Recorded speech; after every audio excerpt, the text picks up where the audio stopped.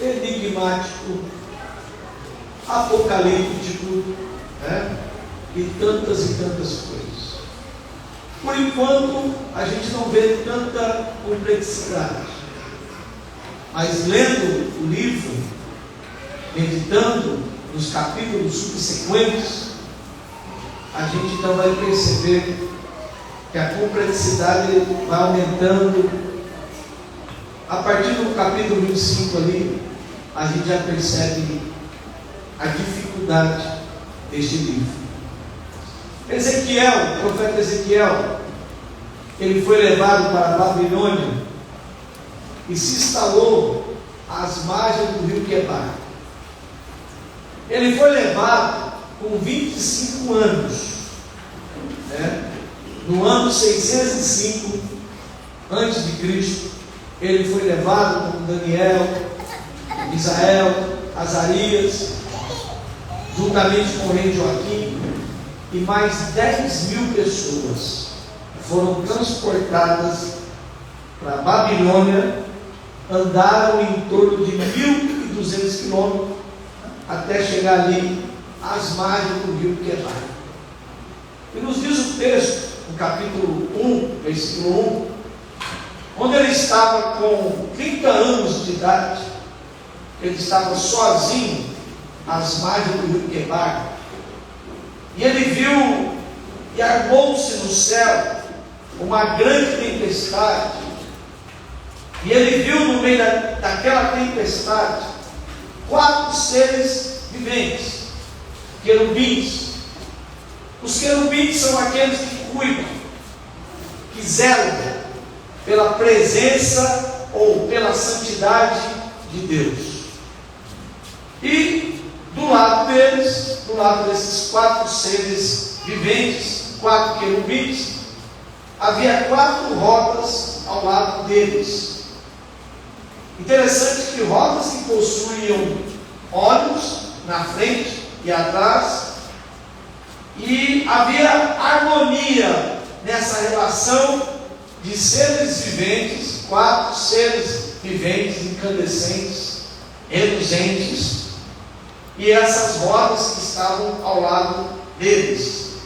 Diz o texto para nós, no versículo 19: quando os seres viventes se moviam, as rodas ao seu lado se moviam.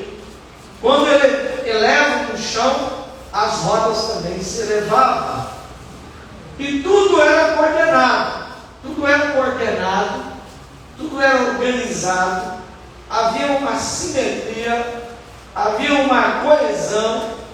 E quem dava essa coesão, o versículo 20 vai dizer para nós: para onde quer que o Espírito fosse, os seres viventes e as rodas o seguiam, porque o mesmo Espírito estava nelas.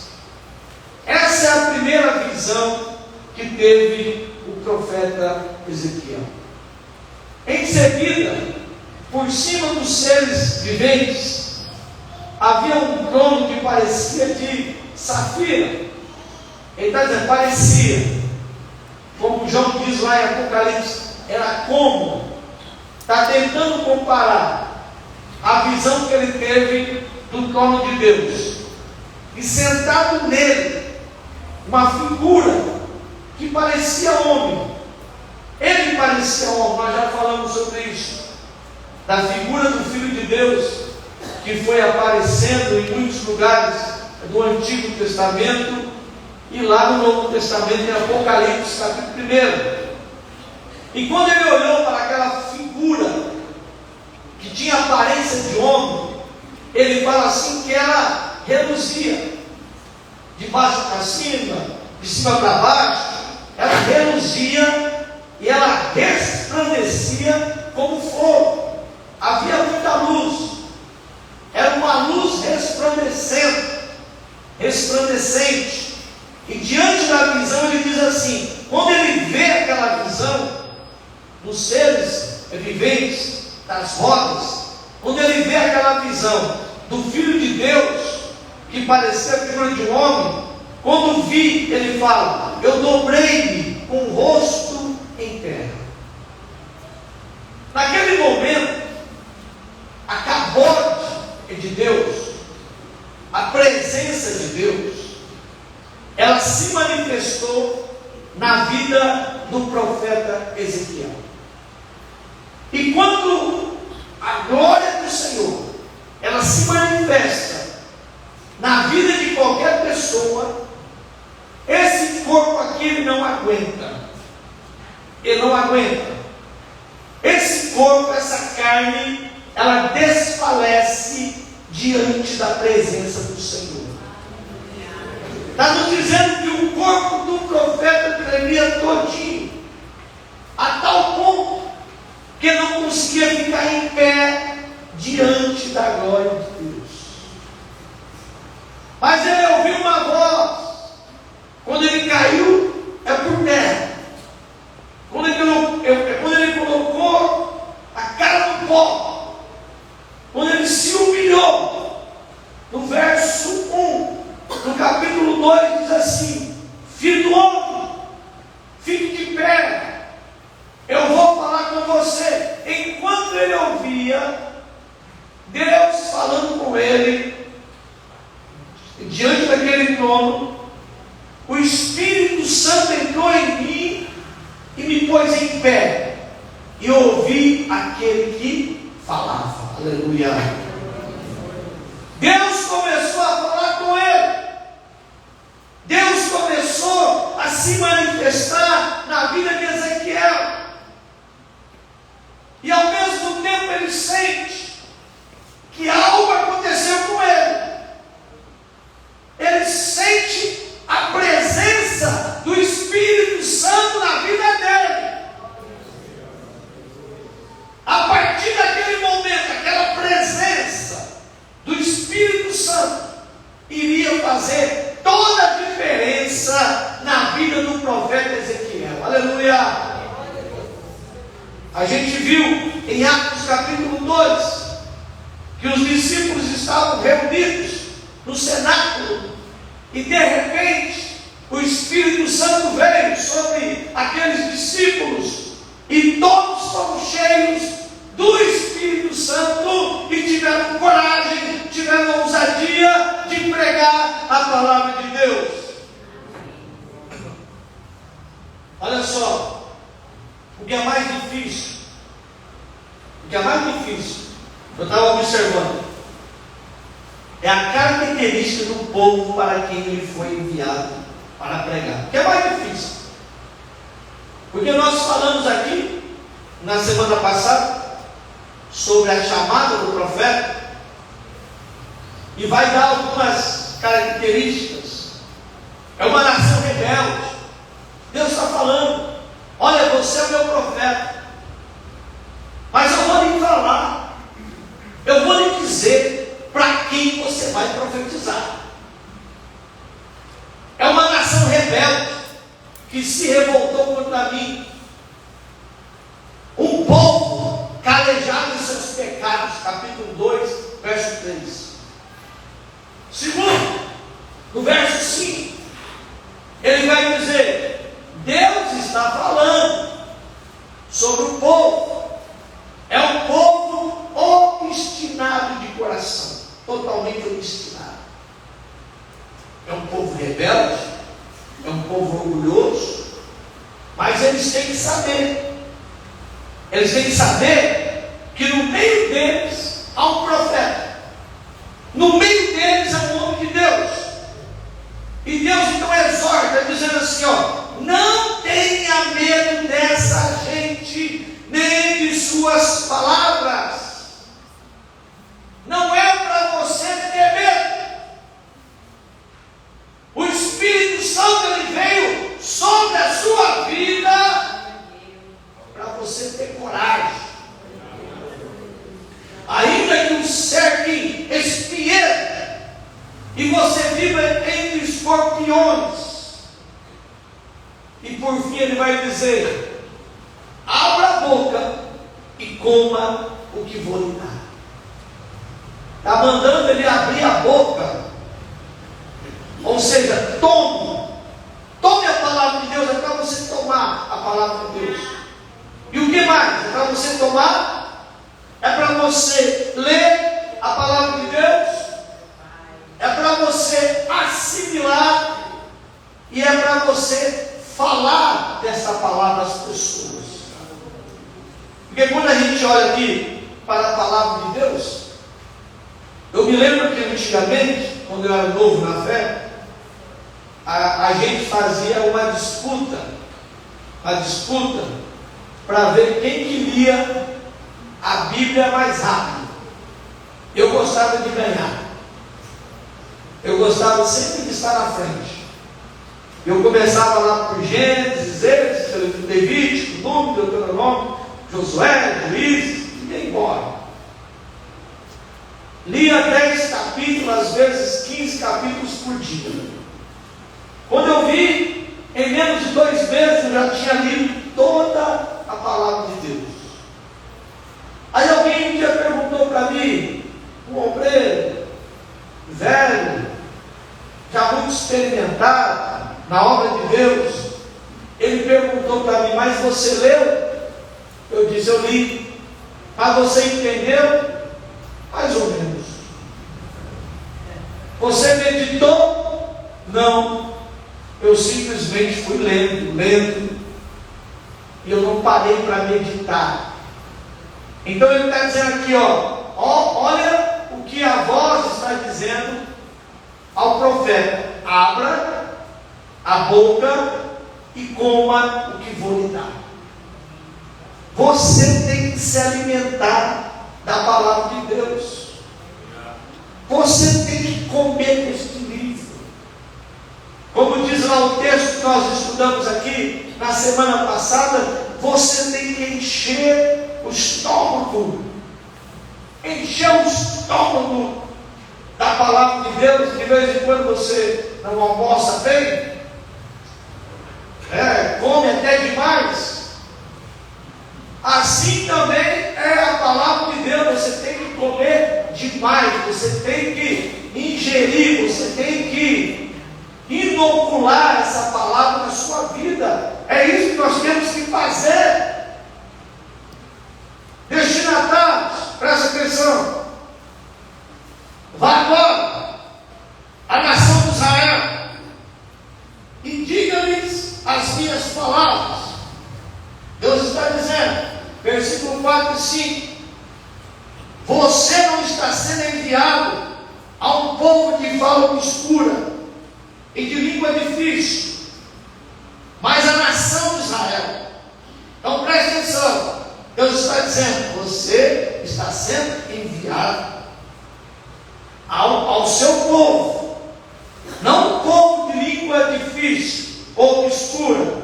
A mensagem vai dizer assim, não estou enviando você a um povo que fala uma língua difícil com palavras impronunciáveis.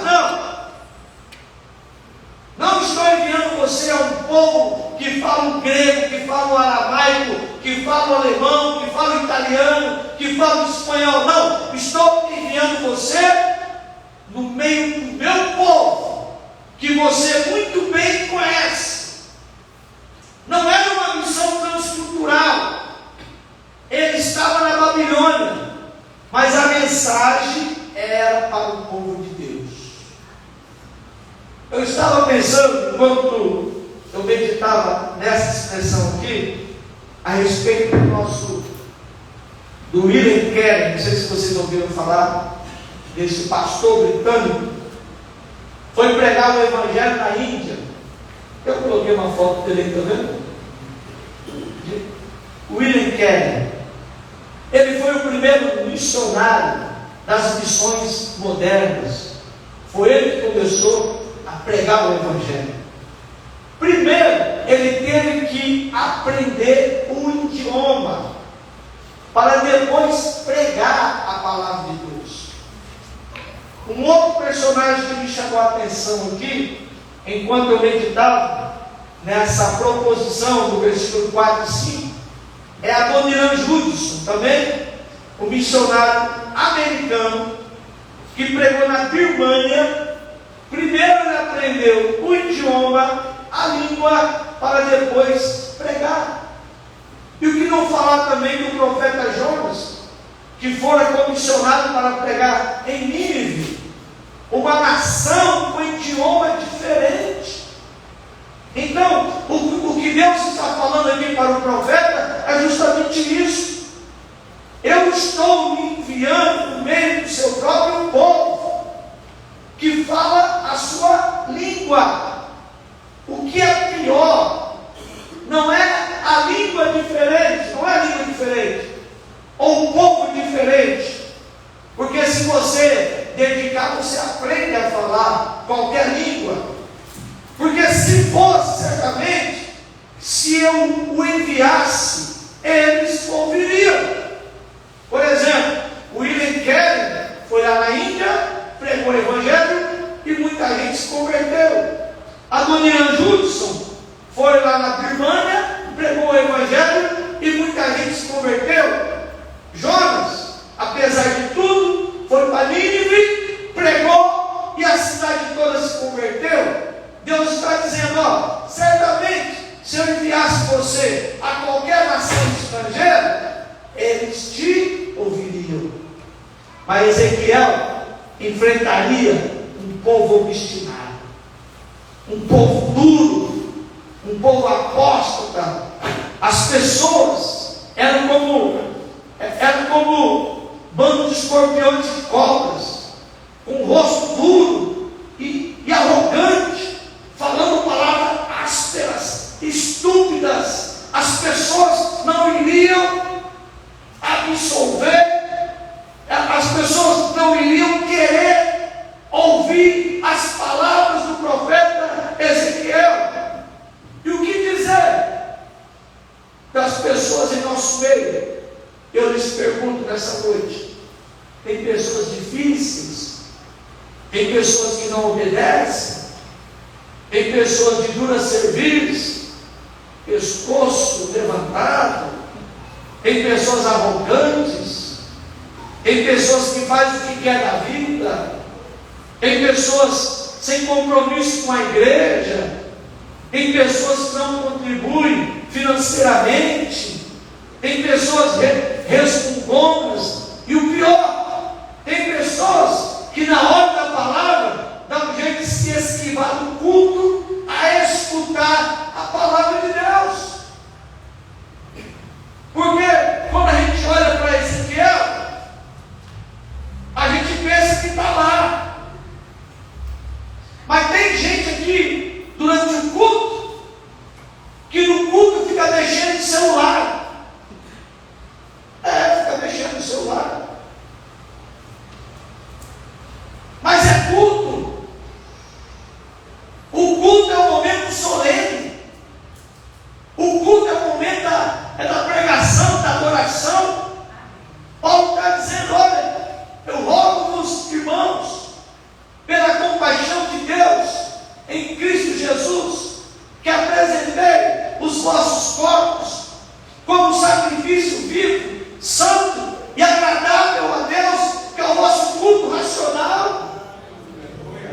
Antigamente se oferecia cabras, antigamente se oferecia animais, ovelhas, bodes em sacrifício, rolinhas. Mas hoje você oferece hoje você oferece a sua mente, hoje você oferece o seu corpo, hoje você oferece a sua voz. Tudo que você tem é um sacrifício vivo, santo e agradável a Deus.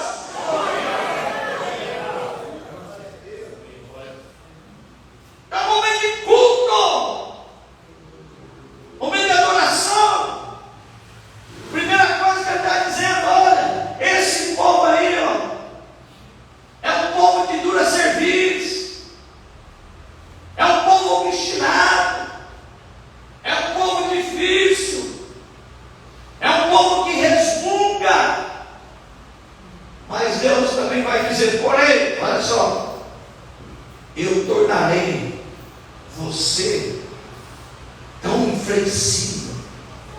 O povo é inflexível, sim. O povo é endurecido, sim. O povo tem dura cerviz, sim.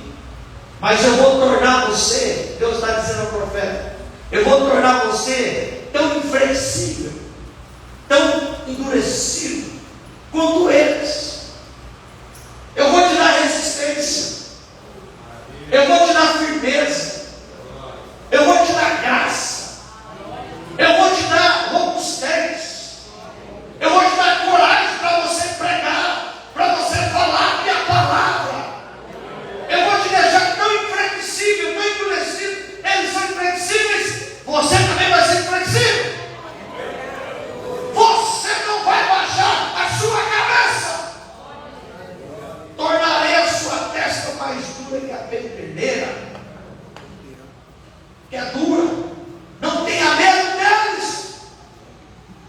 Deus fala ao profeta Jeremias, na chamada do profeta Jeremias, capítulo 1, versículo 18: eis que eu te coloco como cidade fortificada, uma coluna de ferro, como uma muralha de bronze. Deus está dizendo: eu estou te colocando. Aleluia! Não é para você parar, não é para você desistir, não é para você desanimar, é para você continuar. Está difícil, o povo é duro, né? O povo tem dura servir, não. Eu vou te fazer também duro, eu vou te fazer também inflexível. O meu espírito está sobre a tua vida. Eu me lembrei do profeta Amós. Amós, ele foi designado por Deus para profetizar em Betel, no reinado de um rei ímpio, Jeroboão, que tinha colocado 2 altares lá em Betel. Contudo, o profeta, eu coloquei entre aspas aqui, porque não era profeta, é coisa nenhuma. O profeta Amazias lhe disse assim: fora daqui, seu profeta, volte para a sua terra de Judá e ganhe a vida por lá com suas profecias. Olha só o que Amazias está dizendo para Amós: fora daqui, vai embora, a gente não te quer, viu? A gente não te quer. Vai ganhar a sua vida lá em Judá, não aqui. E Amós então vai dizer: eu amo isso daqui. Eu não sou profeta por profissão, eu não era profeta, nem filho de profeta. Eu não ganho a vida profetizando, ele falou. Eu sou pastor de ovelhas e também cuido de figueiras, de sicômoros. Mas enquanto eu estava lá no campo, cuidando lá das vacas, de ovelhas e catando sicômoros, eu ouvi a voz do Senhor, o Senhor dizendo assim: deixa os rebanhos e vai anunciar a palavra de Deus ao povo de Israel. Aleluia! É para você deixar. Eu me lembrei que o William Carey, antes de ser um missionário na Índia, ele era um professor de geografia e ele era também um sapateiro, até que Deus então lhe chamou, lhe designou para ser um missionário. E a mesma coisa que a gente vê com o profeta Amós. Eu não era profeta, meu pai não era profeta, meu avô também não era profeta, eu não sou descendente de profeta, mas eu era um simples vaqueiro, eu era um catador de sicômoros, eu estava lá no campo, cuidando das vacas, e ouvi o Espírito Santo dizer nos meus ouvidos: vai e prega a minha palavra, vai e anuncia aquilo que eu tenho para dizer ao povo rebelde de Israel. Aleluia! Louvado seja o nome do Senhor. Deus está dizendo assim: tornarei a sua testa mais dura que a pedreira, mais dura. A testa, ela fala de determinação ou desafio. Determinação. A determinação e a dureza do profeta venceriam a resistência dos pecadores. A pederneira era a pedra mais dura conhecida na Palestina depois do diamante.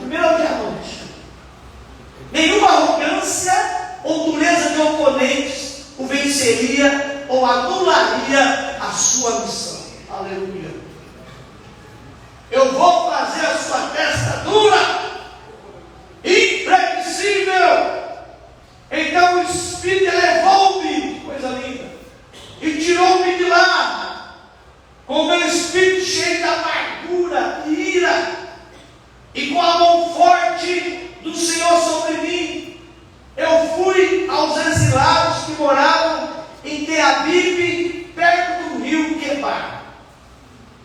Depois dessa visão do capítulo 1 e do capítulo 2, ele fala que ele fica 7 dias ali, em Teabibe, junto ao rio Quebar. 7 dias. E ele ficou atônito com tudo que ele viu. Quando o profeta comeu o livro, o sabor do livro era doce como mel. Eu me lembro que quando eu comecei a pregar, eu achava maravilhoso aquilo. Comecei a pregar com os meus 18 anos, 19 anos, eu estava pregando a palavra de Deus, e eu achava maravilhoso aquilo. Eu achava que ia ser algo sem dificuldade nenhuma, sem luta nenhuma. Eu tinha prazer de ler a palavra do Senhor, de meditar na palavra do Senhor, porque às vezes nós pensamos que vai ser muito fácil, mas não é fácil. Comeu, que comida gostosa, que palavra maravilhosa. A palavra de Deus é maravilhosa. A palavra de Deus, ela é mais doce do que o mel. Mas depois, quando você começa a comunicar essa palavra, eu me lembro muito bem que quando eu me converti junto com uma moça. A gente se converteu junto e a gente começou a caminhar junto na mesma juventude. E às vezes a gente ia no mesmo ônibus, no mesmo bairro, e a gente ficava conversando, e ela falava assim: eu não vou aguentar. Como assim? Eu estou tendo muita perseguição na minha casa. A minha mãe não aceita. Ela não aceita que eu vá para a igreja.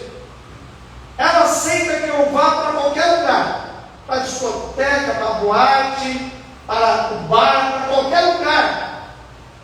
Mas para a casa de Deus ela não aceita. E eu disse: você tem que resistir. Eu falei para ela: você tem que aguentar. Deus está com você. Eu disse: eu também estou passando dificuldade lá na minha casa. Estou passando por causa da minha fé, por causa do meu desprendimento, por causa da minha vida com Deus. Mas Deus vai te dar graça. E na semana seguinte, essa moça nunca mais apareceu na igreja. No começo parece maravilhoso, mas depois começa a azedar.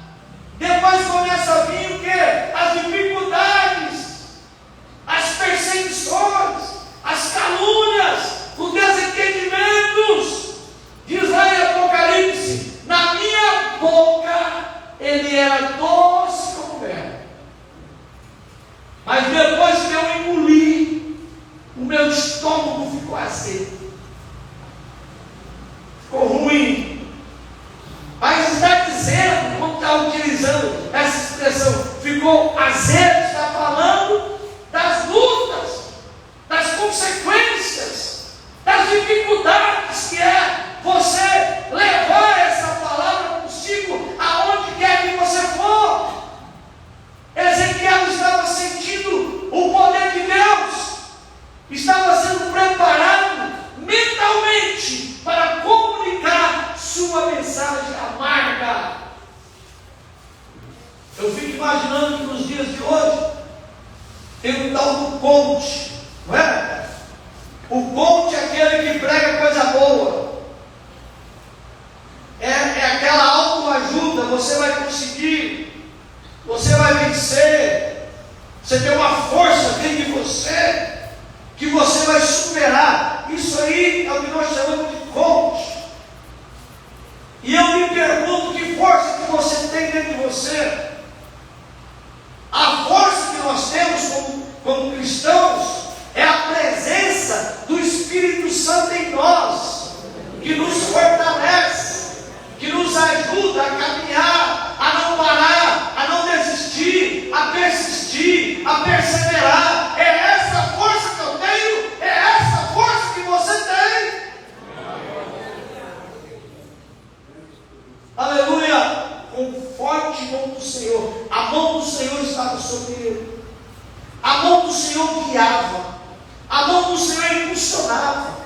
Não é uma tarefa fácil, meus irmãos, não é uma tarefa fácil andar na presença do Senhor, não é.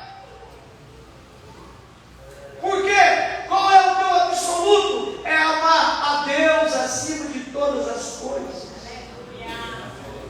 É amar a Deus, você amar a Deus mais do que você ama o seu esposo, mais do que você ama a sua esposa, mais do que você ama os seus filhos, os seus netos. Deus tem que ter um amor absoluto, aleluia. É por isso que nós enfrentamos dificuldades, mas a mão do Senhor está sobre a sua igreja. A mão do Senhor capacita a igreja a vencer as dificuldades. Quantas vezes, no começo da minha fé, eu pensei que eu não ia aguentar.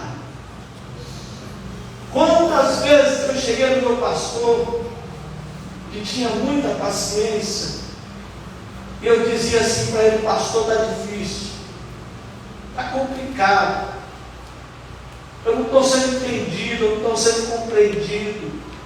Quantas vezes no começo da fé eu dizia: eu não vou aguentar, mas ele dizia: persevera, vai orar, vai buscar o Senhor está contigo, o Senhor vai te ajudar, o Senhor é teu Deus. Não é para você parar no meio da caminhada. Para quem é covarde.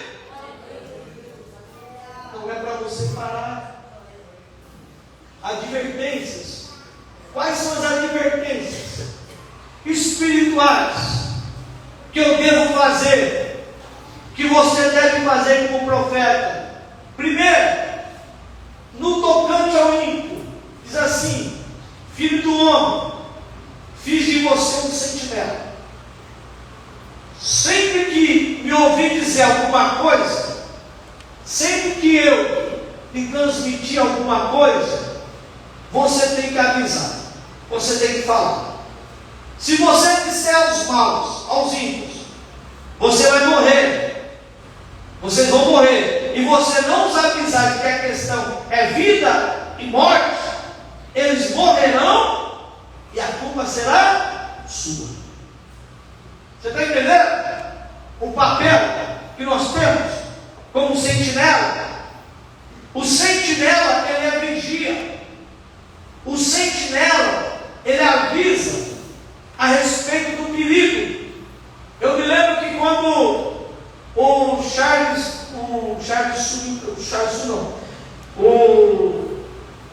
famoso pregador estava pregando ano passado, e ele pregava sobre o cego que estava caindo, o cego que estava caindo no buraco. Ele estava indo, aí na frente dele tinha um buraco, e ele falava aquilo com tanta eloquência: o cego vai cair. Alguém gritou lá no meio da multidão: por favor, me ajuda, porque eu não quero cair. Então a mesma coisa, tem muita gente caindo no buraco, tem muita gente se perdendo, tem muita gente indo para o inferno, e gente que está do nosso lado, gente que trabalha do teu lado, gente que vive com você, às vezes é o teu parente, ou mesmo teu vizinho, e nunca você chegou para anunciar a palavra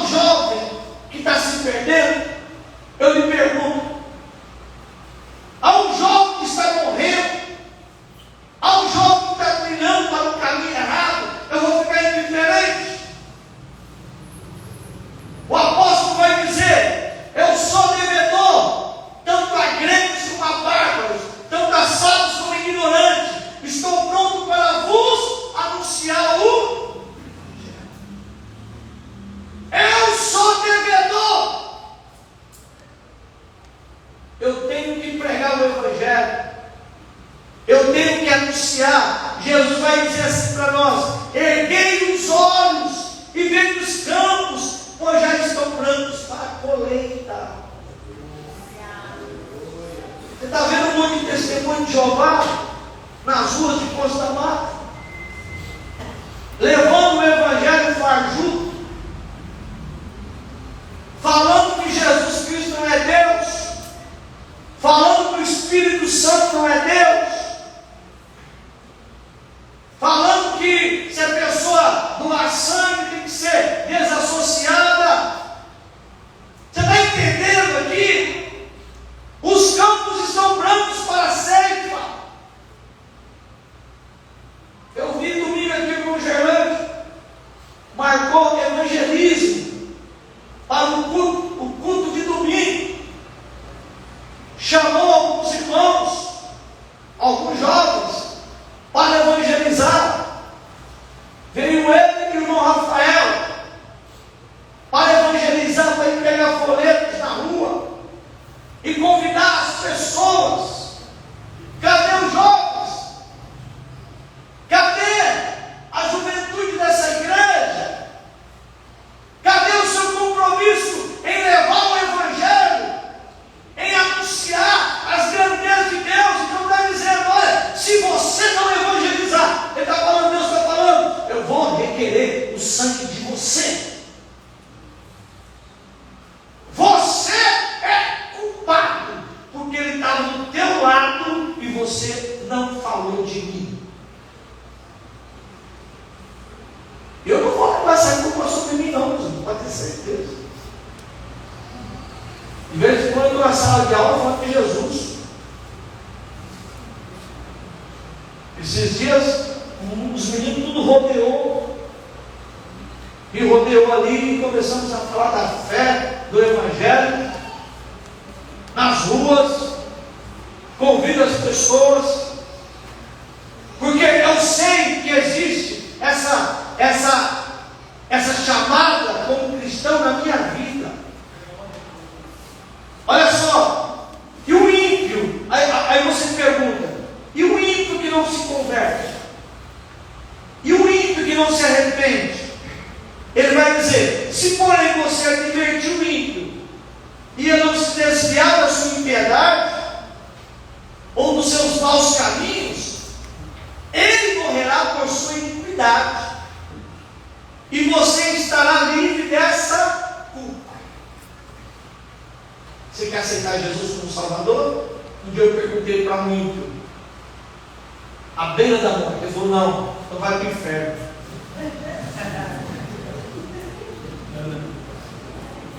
Vai para o inferno. Porque nós estamos perguntando.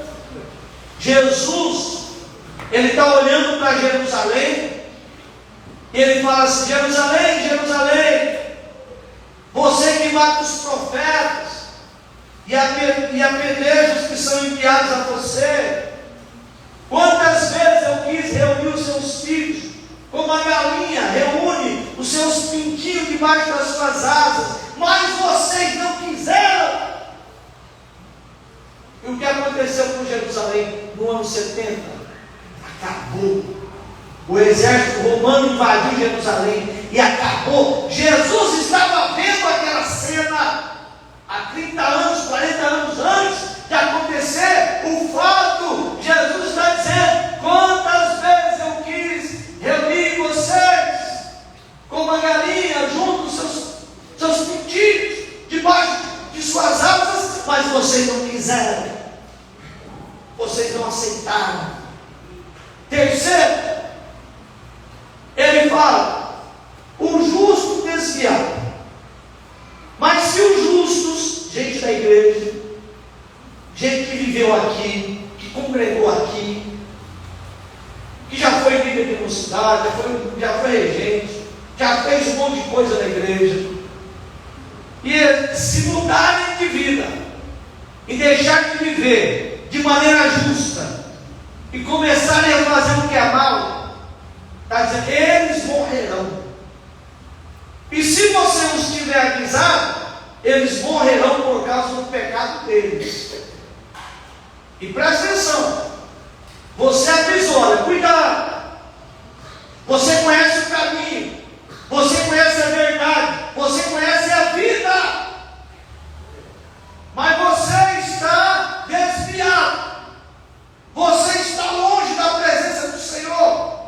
Ele está dizendo aqui, ó, e nada de certo que fizeram vai valer alguma coisa. Nada do que você fez no passado, na sua fé, vale alguma coisa. Vale, não vale nada. O que vale é estar na presença dele. O que vale é não parar. O que vale é não desistir. O que vale é não desanimar. O que vale é estar no caminho da presença do Senhor. O que vale é isso. Agora, gente que estava aqui, gente que congregou aqui, gente que viveu nessa igreja ou em outras igrejas, hoje estão no mundo afora, bebendo, se prostituindo, vivendo de uma forma errada. Deus está dizendo, tudo que fizeram no passado não vale nada, foi anulado, foi zerado, não tem crédito. Mas se você não avisá-los, presta atenção, Deus está dizendo para você avisar quem está desviado. Deus está dizendo para você conscientizar essa pessoa que parou, desanimou, brecou. Deus está dizendo, porque se você não avisar, interessante que tem gente que fala assim, uma vez salvo, salvo para sempre. E não é. Você que não fica na presença do Senhor. A salvação consiste em não desviar, mas livremos-nos de todo o peso que nos torna vagarosos e do pecado que nos atrapalha. Está dizendo aqui, ó, você tem que se livrar de todo o peso. Qual que é o peso que está te tornando vagaroso? E qual é o pecado que está te atrapalhando?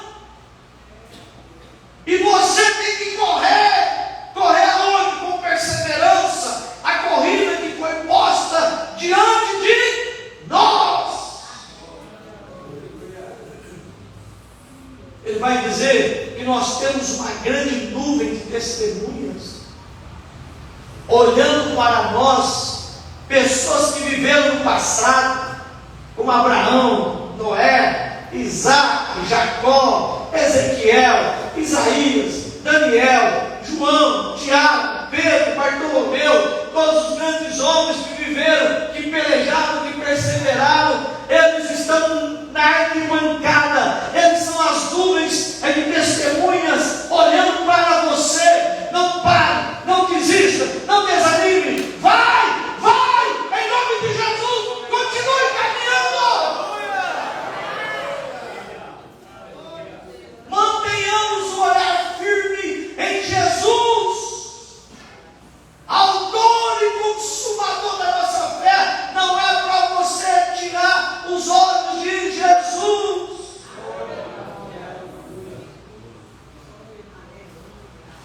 E é o justo. E o justo é arrependido. Tem gente que se arrepende, porque você chegou lá e você visitou.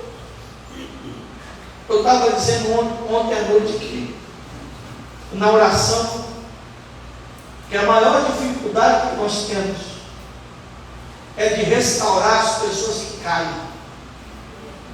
Sabia disso? Porque a pessoa caiu, a pessoa errou, e o que nós fazemos? Nós deixamos ela escanteada. É como se aquela pessoa tivesse leprosa, não chega nem perto. Mas o papel da igreja, o meu papel, o seu papel como cristão, é ir lá. Meu irmão, você é importante. Meu irmão, você está fazendo falta. Meu irmão, vamos voltar para a presença do Senhor. Ah, mas não tem mais jeito, tem jeito. Tem promessa.